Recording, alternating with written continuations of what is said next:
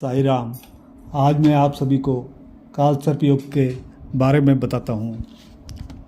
क्या होता है कालसर्प योग? शंका व निवारण। जब जातक की कुंडली के सारे ग्रह राहु व केतु के मध्य आ जाते हैं तब कालसर्प योग बनता है। अधिकतर समस्या यह आती है कि जातक की जन्म कुंडली उपलब्ध ना हो तो वह कैसे पहचानेगा कि वो कालसर्प से पीड़ित है। कई ज्योतिषियों का मत रहता है कि कालसर्प जातक की कुंडली में लाभदायक होता है, पर यह बिल्कुल असत्य है। मैंने बहुत सारी कालसर्प योग कुंडलियों का अध्ययन किया है तथा पाया है कि वो हर जन्म कुंडली में जातक को नुकसान ही पहुंचाता है। जीवन में स्थायित्व का अभाव रहता है, वो काम धंधे बदलता रहता है पर उसे सफलता की प्राप्ति नहीं होती। अंत में वो हताश होकर बैठ जाता है। दूसरा, वो एक जगह स्थिर होकर नहीं बैठ पाता। विद्यार्थियों को इस कारण मेधावी होने के बावजूद भी उचित सफलता की प्राप्ति नहीं हो पाती।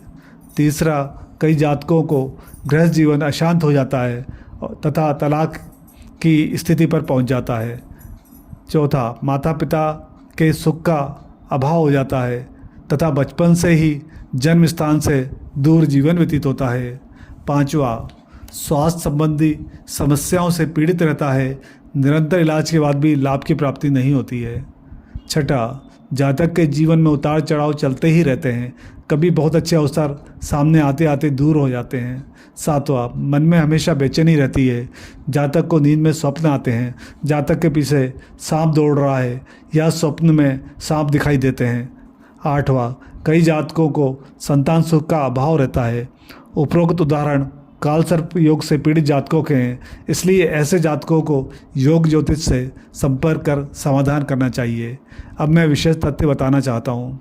कालसर्प योग का सकारात्मक पक्ष यह है कि इसकी शांति संभव है, जो कि त्र्यंबकेश्वर में विधिवत पूजन किया जाता है। यह पुनरावृत्ति का दोष है जो पीढ़ी दर पीढ़ी आता रहता है। इसके लिए नारायण बलि पूजन होता है, उसको करवाने से उसकी पुनरावृत्ति नहीं होती है। कालसर्प योग किस प्रकार का है मैं ना पढ़कर उसकी शांति कराना उचित है। सर्प योग का दोष दूर करने के लिए ज्योतिषी अलग अलग प्रकार के सरल उपाय बताते हैं। मैं ना पढ़कर शास्त्र सम्मत त्र्यंबकेश्वर में पूजा कराना अधिक उचित है। इस कर्म को वहाँ के पुरोहित उचित तरीके से संपन्न कराते हैं। उपरोक्त लक्षण विभिन्न प्रकार की कुंडलियों के अध्ययन से प्राप्त हुए हैं। कालसर्प योग से प्रभावित कुंडली में जातक को अलग अलग क्षेत्र में रुकावटें पैदा होती है। उम्र के 42 वर्ष तक कालसर्प योग में अधिक तीव्रता रहती है, लेकिन इसका मतलब यह नहीं कि उसका प्रभाव शून्य हो जाता है।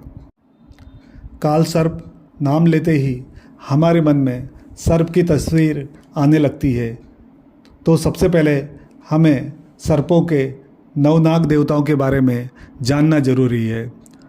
ओम नवकुलाय विद्महे विषदंताय धीमहि तन्नो सर्वः प्रचोदयात्।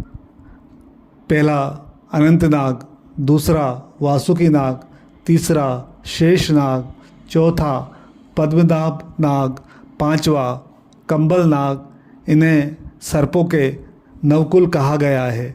यह पंचमी तिथि के देवता हैं। कालसर्प योग के प्रमुख 12 प्रकार होते हैं।